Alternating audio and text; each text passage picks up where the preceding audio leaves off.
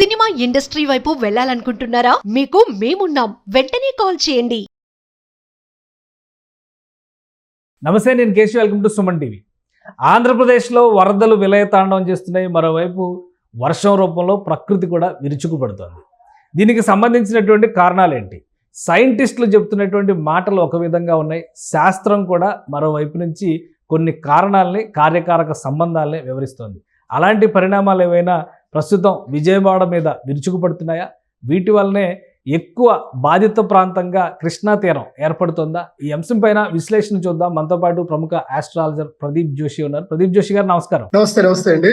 ప్రదీప్ జోషి గారు, ఈ వరదలు, ఈ తీవ్రత పెరుగుతున్నటువంటి తీరు పైన ఫస్ట్ ఒక మాట ఏం చెప్తున్నారంటే, ఈ అమావాస్య ఎఫెక్ట్ కొంత ఉంది, దానివలన సముద్రం కూడా కొంచెం పోటు మీద ఉంది కాబట్టి వరద తీవ్రత మరింత ఎక్కువగా ఉంది అంటున్నారు. అలాంటి సంకేతాలు ఏమైనా ఉన్నాయా, లేదా సైంటిస్టులు చేస్తున్నటువంటి విశ్లేషణలు మాత్రమే మనం నమ్మాల్సినటువంటి పరిస్థితి ఉందా?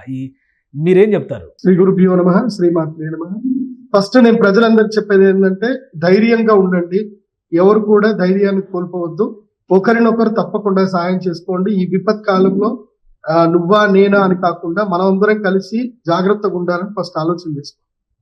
ఇప్పుడు నేను ఆల్రెడీ ఈ గ్రహస్థితి అప్పుడు, ఈ యొక్క ఉగాది పంచాంగ శ్రవణం అప్పుడే సుమన్ టీవీలో చెప్పాను. ఈ సంవత్సరము ప్రకృతి విపత్తులు బాగా రాబోతున్నాయని చెప్పాను. బద్రీనాథ్ లో, కేదార్నాథ్ అక్కడ కూడా విలయం తాండవం వస్తుంది అని చెప్పాను. అది జరిగింది. అది జరిగిన తర్వాత ఇదే సుమన్ టీవీలో డిస్కషన్ జరిగినప్పుడు మళ్ళీ చెప్పాను, ఆగస్టు 18 నుంచి అక్టోబర్ 18వ తారీఖు వరకు జల ప్రళయాలు ఉంటాయి, ప్రకృతి వైపరీత్యాలు ఉంటాయి అని చెప్పాను. ఇప్పుడు అదే జరుగుతుంది కూడా. కాబట్టి నేను ప్రజలందరూ చెప్పేది ఏంటంటే, గ్రహస్థితులను బట్టి ప్రకృతి విపత్తులు వస్తానే ఉంటాయి.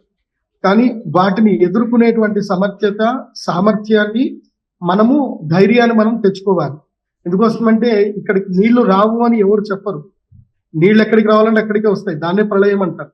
మనం మంచిగా ఇక్కడికి నీళ్లు రావు అన్న ఆనందంలోనే ఇల్లు కట్టుకుంటాం, అక్కడ నీళ్లు వస్తాయి.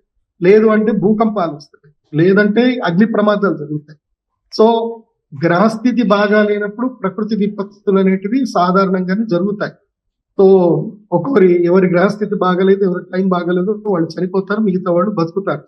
నేను ఇట్లాంటివన్నీ ఏమనుకుంటామంటే, మనము భగవంతుడు మనకి ఒక ఎగ్జామ్ పెట్టాడు అని అనుకోండి. భగవంతుడు మనకు పరీక్ష పెట్టాడు, మనం ఒక్కరికొకరు ఎంత సాయం చేసుకుంటాము, మనలో మానవత్వం ఎంత ఉంది అనేది భగవంతుడు మనకి టెస్ట్ పెట్టాడు అని చెప్పేసి అనుకుంటాం. కానీ ఇప్పుడు గ్రహస్థితి విషయాన్ని దృష్టిలో పెట్టుకొని చూస్తే, వరుసగా గత 3-4 రోజులుగా జరుగుతున్నటువంటి భారీ వర్ష సూచనలు, వరదలు ఊహించిన విధంగా ఆంధ్రప్రదేశ్ తెలంగాణ మధ్య రోడ్ సిస్టమ్స్ కూడా డిస్కనెక్ట్ అయిపోయినాయి కంప్లీట్గా. సో ఆ స్థాయిలో వరదలు వస్తాయని ఎవరు ఊహించలే. ఇవి ఎందుకు జరుగుతున్నాయి? ఇవి జరిగేటువంటి క్రమంలో గ్రహస్థితి, గ్రహాల మార్పు, పంచాంగం, జ్యోతిష్యం ప్రభావం కూడా ఏమైనా ఉందా? మనం నమ్మినా నమ్మకపోయినా సూర్యుడి కిరణాలు అయితే పడుతున్నాయి, వాటిలో డి విటమిన్ అట్లా ఉంటున్నాయి, చంద్రుడి యొక్క ప్రభావం ఉంటుంది. ఈ గ్రహాల గురించి తెలుసుకోవడమే జ్యోతిష్ శాస్త్రం. జ్యోతిష్ శాస్త్రమే ఒక అద్భుతమైన సైన్స్. దీన్ని ఆధారంగా చేసుకొని ముందే మేము చెప్పాం, జాగ్రత్తగా ఉండండి ప్రభుత్వాలు, ఈసారి వర్షాలు చాలా విపరీతంగా పడతాయి, వరదలు రాబోతున్నాయి అని చెప్పాం. ప్రకృతిలో ప్రకృతి తన పని చేసుకుంటూ వెళ్తుంది. మనిషి ఏం చేస్తాడు అంటే, ఈ యొక్క నీటిని ఒకవైపు ఒడిసి పట్టాలని ప్రయత్నం చేస్తాడు. అలా ఒడిసి పట్టే ప్రయత్నంలో ప్రకృతి తన పని తాను చేసుకుంటుంది. చూడండి, వాటర్ కి ఒక మెమొరీ ఉంటుంది. వాటర్ మెమొరీ తనకి తగ్గట్టుగా తన దారిలో తాను వెతుక్కుంటూ వెళ్ళిపోతూ ఉంటుంది.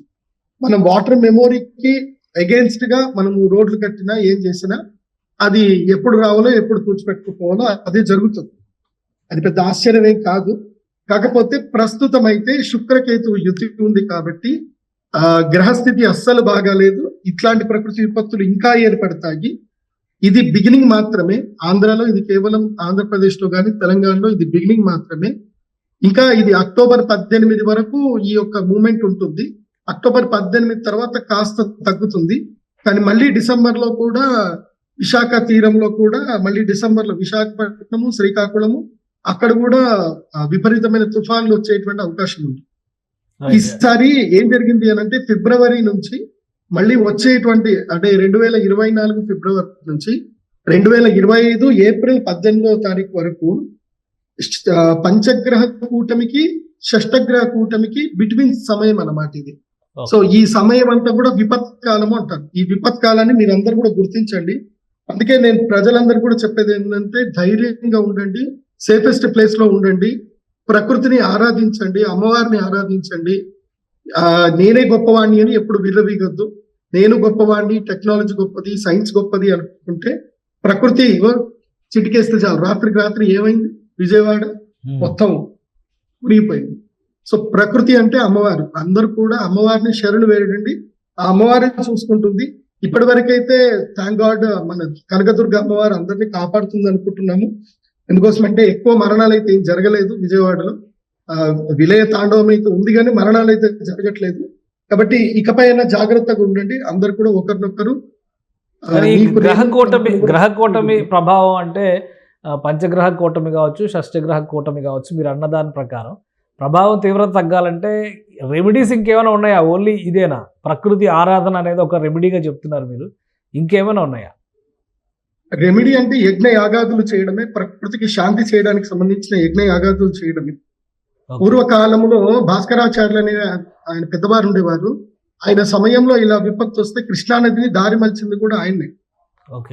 అది ఇప్పటికి కూడా మనకి సౌభాగ్య భాస్కర భాష్యం అనే ఒక గ్రంథంలో ఉంది. అది మన ఆంధ్రప్రదేశ్ లో రాజమండ్రిలో మన యొక్క ప్రాంతం లోపల కోస్తా బ్రాహ్మణులు మంచి మంచి మహాపండితులు ఉండేవాళ్ళు. సో ఇప్పుడు కూడా అందరికీ చెప్పేది ఏంటంటే యజ్ఞ యాగాదులు చేయండి. ప్రకృతిని శాంతి పరచాలి అని అంటే ఒకటే మార్గం, యజ్ఞ యాగాదులు చేయడం. ఆ యజ్ఞ యాగాదులు చేస్తేనే ఆ ప్రకృతి ప్రళయం అనేది, విలయం అనేది ఆగిపోతుంది. ఎందుకోసమంటే మన కంట్రోల్లో ఉన్నది ఏదీ లేదు. ఈ ప్రకృతిని కంట్రోల్ చేయాలంటే వేదము, శాస్త్రము, దాని ద్వారా యజ్ఞ యాగాదులు చేస్తే బాగుంటుంది. నేను గౌరవ ముఖ్యమంత్రి చంద్రబాబు నాయుడు గారు చెప్పేది ఏంటంటే మీరు తొందరగానే ఏదైనా ఒక మంచి యజ్ఞం చేయండి, ప్రకృతి శాంతించాలని చెప్పి. అది చేస్తే గనక తప్పకుండా ఈ ఉధృతి అనేది తగ్గుతుంది. వరుణయాగమే చేయాలి. వర్షాలు కురవడానికే కాదు, వర్షాలు ఆగడానికి కూడా ఇంద్రుని ప్రార్థన చేయాలి. ఇంద్రుని ప్రార్థన చేసి ఆ అమ్మవారిని, జగదంబ అయినటువంటి అమ్మవారిని ప్రార్థన చేస్తే ఈ వర్షాలు కూడా తగ్గుతాయి, మళ్ళీ నార్మల్ లైఫ్ అందరూ కూడా రాగలుగుతారు. రైట్. శాస్త్రవేత్తలు కూడా ఒక రీజన్ చెప్తున్నారు. సముద్రం బాగా వేడి మీద ఉంది, దానికి కొన్ని రకాల ఉష్ణోగ్రతలు పెరిగాయి సముద్రంలో. ఈ కారణంగా వస్తున్నటువంటి వరదలను కూడా కనీసం యాక్సెప్ట్ చేయట్లేదు, దానివల్లనే వరద స్థాయి ఎక్కువగా ఉంది అంటున్నారు. సో ఆ కోణంలో చూసినప్పుడు సైంటిస్టులు చెప్పే మాటని నమ్మడానికి వీల్లేదా? సైన్స్ ఈస్ నథింగ్ బట్ ఏదో మనకి ఒక త్రూ ఎవిడెన్స్ చూపించడానికి చెప్తారు. మనము ఎవ్రీ యాక్షన్ కు ఒక రియాక్షన్ ఉంటుంది. మనం ఇంత గ్లోబల్ వార్మింగ్ చేస్తున్నాము, మనం ఇష్టం వచ్చినంత వెహికల్స్ నడిపిస్తున్నాము, ఇష్టం వచ్చినంత వేడి పెంచుతున్నాము. అండ్ ఇంకోటి ఏంటంటే ఇల్లు చక్కగా కట్టుకుంటున్నారు కానీ డ్రైనేజ్ సిస్టమ్ ఎవరు సరిగ్గా చేసుకోవట్లేదు. ఈ మధ్య మనం చూస్తున్నాం, హైడ్రా చేంజ్ చేస్తుంది, బఫర్ జోన్ అని చెప్పి మొత్తం అందరినీ ఇళ్ళని కూల్చేస్తుంది. ఎవరెవరో ఇష్టంగా కళ్ళలు సౌదమని కట్టుకుంటున్నారు. గవర్నమెంట్ పర్మిషన్ ఇచ్చింది అని చెప్తున్నారు, అయినా సరే ఇల్లు కూడా కొట్టేస్తున్నారు. సో ఇవన్నీ కూడా ఆయా ప్రభుత్వాలకి ప్రణాళికలు ఉండాలి. వాటర్ కి ఒక వేవ్ ఆఫ్ మెమొరీ ఉంటుంది, అది బాగా గుర్తు పెట్టుకోండి. వాటర్ మెమొరీని గనక మనం సరిగ్గా క్యాప్చర్ చేసుకొని మన ఇల్లు సరిగ్గా కట్టుకుంటే మనం బాగుంటాం. కానీ వాటర్ మెమొరీని సరిగ్గా క్యాప్చర్ చేయకుండా, వాటర్ మూవ్మెంట్ సరిగ్గా మనం చూసుకోకుండా కట్టుకుంటే ఇదే పరిస్థితి ఉంటాయి. ఇప్పుడు తగ్గినట్టుగా చూడొచ్చా? ఇప్పుడు ఈ 2-3 రోజుల్లో మళ్ళీ ఈ రోజుకి కాస్త శాంతించింది. విజయవాడ పరిసర ప్రాంతాల్లో కూడా వర్షం పడడం లేదు, కాకపోతే వాతావరణం మాత్రం మేఘావృతం అయి ఉంది, చల్లగా ఉంది అంటున్నారు. ఎగువన వర్షాలు పడి వరద తీవ్రత పెరిగితే తప్పితే ప్రస్తుతానికి గండం లేదు, కష్టం లేదు అంటున్నారు. ఇంకేమన్నా ఉన్నాయా దీనికి సంబంధించి మాట్లాడడానికి? ఇప్పటికి ఇంకా వర్షాలు తగ్గలేదు. నేను చెప్తాను కదా, అక్టోబర్ 18వ తారీఖు వరకు ఇలాగే వర్ష తీవ్రత ఉంటుంది. ఈ పైన తుంగభద్ర ఇంకా ఇంకా ఇంకా నేను చెప్తాను చూడండి, కర్నూలులో ఒకసారి విపత్తు వచ్చింది. అప్పుడు కూడా ముందుగానే మేము సూచించాము. ఇప్పుడు కర్నూలులో కూడా తుంగభద్ర కూడా విపత్తు రాబోతుంది. ఇప్పుడు కర్నూలుని జాగ్రత్త పెట్టుకోండి. కర్నూలులో ఒకప్పుడు తుంగభద్ర మొత్తం ముంచేసింది, మళ్ళీ అదే పరిస్థితి రాబోతుంది. కర్నూలు ప్రజలు కూడా జాగ్రత్తగా ఉండండి. ప్రభుత్వానికి కూడా మొదలే చెప్తున్నాను, ఇప్పుడు తుంగభద్ర కూడా పెరగబోతుంది. ఎందుకోసమంటే మనకి వెస్టర్న్ ఘాట్స్ లో వర్షాలు బాగా పడ్డాయి అనుకోండి, తుంగభద్ర డ్యామ్ నిండుతుంది. తుంగభద్ర అక్కడి నుంచి వస్తుంది, భద్రావతి నది, తుంగా నది అక్కడి నుంచి వస్తాయి. అక్కడి నుంచి వరద ఎక్కువ పెరిగిపోయి గేట్లు ఎత్తేసారనుకోండి, ఇది ఇప్పుడు విజయవాడకు వచ్చిన పరిస్థితి మళ్ళీ కర్నూలుకి వస్తుంది. ఆల్రెడీ లాస్ట్ టైం కర్నూలులో ఇలాంటి వరదలే వచ్చాయి. అది కాకుండా ఇప్పుడు ఈ గోదావరి నదికి సంబంధించి ఏదైతే కనుక కృష్ణానదికి కానీ గోదావరి నదికి కానీ ఏవైతే ఇంకా సబ్స్టిట్యూట్ ఇంకా మార్గాలు ఇంకా ఎక్కువగా అన్వేషించాలి. ఇప్పుడు నాగార్జున సాగర్ వదిలిపెట్టగానే మొత్తం అన్ని మునిగిపోతుంది. ఇంకా సబ్స్టిట్యూట్ మార్గాలు అన్వేషించాలి. ఇంకా సరికొత్త రిజర్వాయర్స్ ఏమైనా కట్టేది ఉంటే ప్రయత్నం చేయాలి. కానీ మాత్రం ఇది మాత్రం తగ్గేదైతే లేదు. ఇప్పుడు ఇంకా తగ్గది ప్రకృతి విపత్తులు. ఆగస్టు అంటే తెలుగు 18 వరకు తెలుగు రాష్ట్రాలకి ఒకటే అంటారా, మిగతా ప్రాంతాలకు కూడా ఉందా? దేశం అంతా కూడా ఇలానే లేదు, ఉందా? అన్ని ప్రాంతాలు కర్ణాటకలో కూడా ఉన్నాయి. ఇప్పుడు తెలుగు రాష్ట్రాల్లో వస్తున్నాయి, రేపు కర్ణాటకలో కూడా వస్తాయి. చూడండి, అక్టోబర్ 18 వరకు జలప్రలయాలు ఉంటాయి. అక్టోబర్ 18 నుంచి డిసెంబర్ 18 వరకు రోగపీడలు ఉంటాయి. డిసెంబర్ 18 తర్వాత జనవరి 18, 22 వరకు భూకంపాలు ఉంటాయి. జనవరి 22 తర్వాత మళ్ళీ విషరోగాలు రావడం అనేది జరుగుతుంది. ఏప్రిల్ 14వ తారీఖు షష్టగ్రహ కూటమి ఏర్పడుతుంది. అప్పటి వరకు ఏదో ఒక రూపంలో ఈ ప్రపంచంలో విపత్తులు జరుగుతూనే ఉంటాయి. ఇది అందరూ కూడా గుర్తించండి. రైట్. అంటే షష్టగ్రహ కూటమి ఏర్పడే వరకు ఈ పరిస్థితులు మనుషుల్ని పీడించే విధంగా ఉంటాయా? అవును, అంతే. పంచగ్రహ కూటమి నుంచి షష్టగ్రహ కూటమి వరకు సంధి కాలము అంటారు. ఈ సంధి కాలంలోనే ఇన్ని విపత్తులు జరిగాయి. మనం చూసుకుంటే ఫిబ్రవరి నుంచి క్యాలిక్యులేషన్ వేసుకోండి, విపత్తులు జరుగుతానే ఉన్నాయి. ఎక్కడ తగ్గట్ల. రైట్. ఇప్పుడు ఉత్తరాఖండ్ అయిపోయింది అని అనుకునే లోపలనే గుజరాత్ లో స్టార్ట్ అయింది. వాయనాడు మధ్య కేరళలో వచ్చింది, కేరళ తర్వాత గుజరాత్, కేరళ వచ్చింది, గుజరాత్ వచ్చింది, తర్వాత ఇప్పుడు ఆంధ్రప్రదేశ్ లో, తర్వాత తెలంగాణలో, తర్వాత కర్ణాటకలో, తమిళనాడులో కూడా వస్తుంది. సో వీటికి రెమెడీస్ కనుక మనుషులు ముందు ప్రకృతి విధ్వంసానికి పాల్పడకుండా ప్రకృతిని ఆరాధించడం మొదలు పెడితే కొంతవరకు ఉపశమనం లభించవచ్చు అంటారు. అంతే. ఒకటి ప్రకృతి ఏం చెప్తుంది, జ్యోతిష్ శాస్త్రం ఏం చెప్తుందంటే, ఎప్పుడైతే మనుషుల్లో ఎక్కువగా స్వార్థ గుణం పెరుగుతుందో, ప్రకృతిని ప్రేమించడము తగ్గిపోతుందో, జంతువులను హింసించడం ఎక్కువైపోతుందో, ఎదుటి వ్యక్తి అంటే కేవలం మనిషే కాదు, ఈ ప్రకృతిలో ఏ జంతువు అయినా సరే హింస ఎక్కువగా పెరిగిపోతుంది అనుకో, ప్రకృతి వచ్చి ఏం చేస్తుందంటే దానికి బ్యాలెన్స్ చేసి వెళ్ళిపోతుంది. కాబట్టి హింస తగ్గించండి. అందరూ మీకు దెబ్బ తగిలితే ఎంత నొప్పి ఉందో ఎదుటి వ్యక్తి కూడా అంతే నొప్పి అవుతుంది. ఈ ఆలోచనతో ముందుకెళ్ళండి. ప్రకృతి మనల్ని ఏం చేయదు. ఈ ఆలోచన లేకుండా మనం ఇష్టం వచ్చినట్టుగా మన యాక్షన్స్ మనం చేసుకుంటే, every action as a reaction. ప్రతి యాక్షన్ ఒక రియాక్షన్. ప్రకృతే సర్దుబాటు చేస్తుంది. అయితే ఇలాంటి పరిస్థితులు వచ్చినప్పుడు ప్రకృతే సర్దుబాటు చేస్తుంది. అంతే. ప్రకృతి తాను క్లియర్ చేసేస్తుంది, లెవెల్ చేసి పెట్టేస్తుంది, గుణపాఠం చెప్తుంది, వార్నింగ్ ఇస్తుంది, వెళ్ళిపోతుంది. మళ్ళీ మనం అదే పద్ధతి ఉన్నాం అనుకోండి, మళ్ళీ ఇదే చేస్తుంది. సింపుల్. కల్కి సినిమాలో మనకి విలన్ క్యారెక్టర్ చెప్పరా, మీకు అన్ని దేవుడు ఇచ్చాడు, మీరు అన్నిటిని నాశనం చేసుకున్నారు, నేను కాపాడాను. సేమ్ ఇప్పుడు అదే జరుగుతుంది. మళ్ళీ మనందరం కూడా కాంప్లెక్స్ ఎత్తుకోవాలి. విలనే దేవుడు అవుతాడు అంటారు. ఉన్న కాంప్లెక్స్ నాశనం చేసుకుంటున్నాము, కొత్త కాంప్లెక్స్ ఎత్తుకుంటున్నాము. సో ఈ కాంప్లెక్స్ కాపాడే బాధ్యత ఇప్పుడు మన మీదే ఉందంటారు. మన మీదనే ఉంది. అందుకే ఈ రోజు నేను ఈ విపత్తు వస్తుందని తెలిసే ఈ రోజు నేను బగలాముఖి పూజ మా అమ్మవారి గుడిలో పెడుతున్నాను. ఇప్పుడు ఈ విజయవాడలో ఉండే వాళ్ళకు కూడా ఎవ్వరికి నష్టం జరగకూడదు, ప్రాణ నష్టం అస్సలు జరగకూడదు అని చెప్పి ఇవాళ మేము బగలాముఖి తంత్ర పూజ చేస్తున్నాం ఇక్కడ మా అమ్మవారి గుడిలో. నాకు అమ్మవారిని ప్రార్థన చేస్తాను, అమ్మ ఇప్పటికైనా శాంతించమ్మ, కృష్ణమ్మ ఇంకా తగ్గమ్మ, అందరినీ కాపాడమ్మా అని చెప్పి అమ్మలాగానే అందరినీ ప్రార్థన చేయమని ఇప్పటికి కూడా వేడుకుంటాను నేను. చూద్దాం, అమ్మవారి ప్రార్థన చేసుకుందాం. ఈ 2 రోజులు ఆ కనకదుర్గమ్మ తల్లి మనందరినీ కాపాడాలి. ఇప్పుడు అంటు రోగాలు వస్తాయి, అంటు రోగాలు రాకుండా జాగ్రత్త పడండి. సాధ్యమైనంత వరకు అందరు మీ ఇళ్లకు తాళాలు వేసుకొని దూరంగా వెళ్ళి మీ చుట్టాల ఇంట్లో ఉండండి. కాస్త తగ్గుముఖం పెట్టిన తర్వాత రండి. అక్కడ కూడా ప్రమాదాలు వస్తాయి కదా ఎవరింట్లో ఉన్నా కానీ. ఏదైనా ఈ టైంలోని నిజమైన చుట్టాలు ఎవరు, నిజమైన బంధువులు ఎవరు, రాబంధువులు ఎవరు తెలుస్తారు.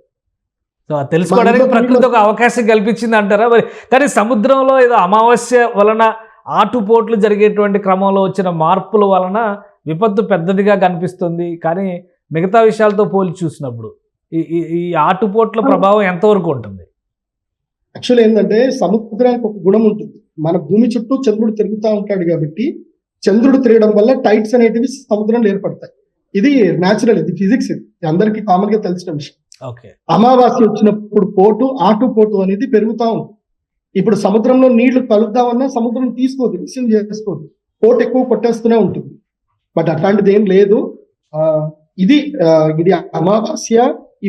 ఇప్పుడు వర్షాకాలం కాబట్టి పోటు ఎక్కువగా ఉంటుంది కాబట్టి కాస్త వాటర్ రిసీవ్ చేసుకునే డ్యూరేషన్ అనేది ఒక 10% 20% తగ్గుతుంది. అంటే న్యాచురల్ టైం కన్నా ఈ టైంలో కొంచెం డ్యూరేషన్ తగ్గుతుంది. కానీ ఈ ప్రకృతిలో సహజం అది. అమావాస్య, పౌర్ణమి, సముద్ర మాటుపోట్లు అనేటివి అది సహజం అది. కానీ గ్రహాల ప్రభావమే ఎక్కువ ఉందంటారు మీరు, గ్రహ కూటముల ప్రభావమే ఎక్కువ ఉందంటారు. పంచగ్రహ కూటమి ప్రభావం ఎప్పుడైతే వస్తుందో ప్రకృతిలో యాక్షన్ అనేది ఉంటుంది. అది అది ఎప్పుడు వస్తుందా, విరివిగా వచ్చేదా లేదా అరుదుగా వచ్చినటువంటి సందర్భం? వచ్చింది ఇది 14 ఏళ్ల తర్వాత వచ్చింది. ఇది 14 ఏళ్ల తర్వాత వచ్చింది. ఓకే, ఇది ఇప్పుడు వచ్చింది అంటే ఇది దాటిందంటే మళ్ళీ 2040 దాకా రాదు. ఈ సంవత్సరం 2024 సంవత్సరం గండం. మీకు కావాలంటే సుమన్ టీవీలో వెళ్ళి వెనక్కి చూసుకోండి. 2024 పెనుముప్పు అని చెప్పి నేను ఆల్రెడీ చెప్పాను. 5 ఏళ్ల క్రితం చెప్పాను. 2019లో చెప్పాను. 2024 పెనుముప్పు. ఎందుకోసం అంటే ఇది పంచగ్రహ కూటమి, షష్టగ్రహ కూటమి జరుగుతుంది కాబట్టి ముప్పు ఉంది. ముప్పు ఉన్నంత మాత్రాన మనం ఏం చేయలేం. ప్రకృతిని మనం ఎదుర్కోలేం. మనం అమ్మవారిని ధ్యానం చేసుకోవడం తప్ప ప్రకృతిని మనం అరచేయబెట్టి మనం ఆపలేము. అది ఎవరి వల్ల సాధ్యం కాదు. నేను విజయవాడలో ఉండే వాళ్ళకి చెప్పేది ఏంటంటే, మీరు కృష్ణమ్మకి మొక్కుకోండి. అందరు కూడా దొప్పెలో దీపం పెట్టి కృష్ణమ్మకి దొప్పెలో దీపం వదలండి. అమ్మ నీ ఒడి నింపుతామమ్మా, మా ఇల్లు నింపకమ్మా అని చెప్పేసి అని కృష్ణమ్మని ధ్యానం చేసుకోండి. అందరు కూడా ఇది గోధుమ పిండితో పసుపు రంగులో ఒక దీపం తయారు చేయండి. అందులో వత్తి వేయండి. తర్వాత ఒక చాటగా ఏదైనా వేసి కృష్ణమ్మకి ఇది ముడుపు చెల్లించండి, వదలండి, దీపం వదిలేయండి. మీ ఇంట్లో దీపం ఆర్పకుండా కృష్ణమ్మ చూసుకుంటుంది.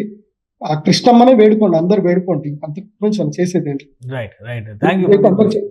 ఈ పరిహారం అయితే ఇమీడియట్లీ అందరు చేయండి. కృష్ణమ్మకి దీపదానం చేయండి అందరు కూడా. Right. Thank you Pradeep Joshi గారు.